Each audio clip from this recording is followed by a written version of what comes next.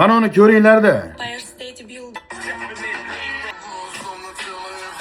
Empire State Buildingda merimiy qilgan rossiyalik juftlik ushlandi.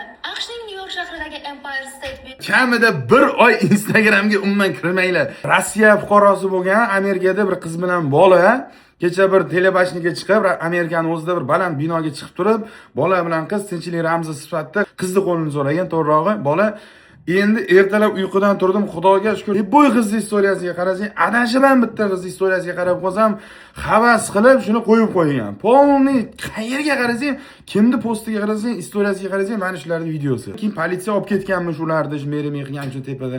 Endi ishonaveringlar, men O'zbekistonda tomoshani ko'rasizlar. Kimdir chiqadi, Yunusobodda bitta telebashni bor, shuni ustiga chiqib birov boshlab qolmasa bo'ldi endi. Hiltingami yo Nestvangami chiqib turib qiladi biznikilar. Tepa osmonda so'radimi qo'lingda, yerda so'radimi, podvalda so'radimi?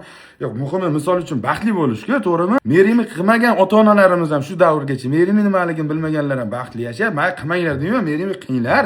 Ya'ni shu jaylar qilaveringlar bo'ldi. Ana qizlar endi qo'ymaydi yigitlar. Meni sevsang shunday qil, meni sevsang bunday qil. Aniq bo'ladi bu narsa. Merimiy shunaqa narsaki, kutilmaganda qizni qo'lini so'raydi bola. Kutilmagan vaziyatda qizni qo'lini bola so'rab, shu roziligini oladi. Shu men bilan oila qurib bir-birini yashaysam degan ma'noda. O'zimizni tog'larda, bog'larda, suvlarda bo'yida, dengizlar bo'yida ham chiroyli qilyapsizlar. Xuddi shunday qilaveringlar, sal bir qolipga to'g'ri keladigan qilib. Bolalar sevgan qizlaring sizlarga qarab, "Mana shunaqa merimiy qilmasangiz tegmayman" deb qolsa, telebashniga chiqib turib qo'lini so'rayman deb bitta qiz 5-6 yilga qamalib ketdi.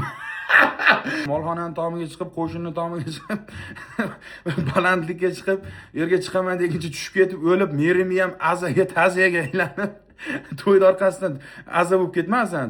Qizlar, iltimos sizlardan, yigitlaringdan unaqa narsa talab qilmanglar. Oddiy shu jaydari merimiy qilib yuraveringlar. Bunaqa narsalarga xayollaring bo'lmanglar.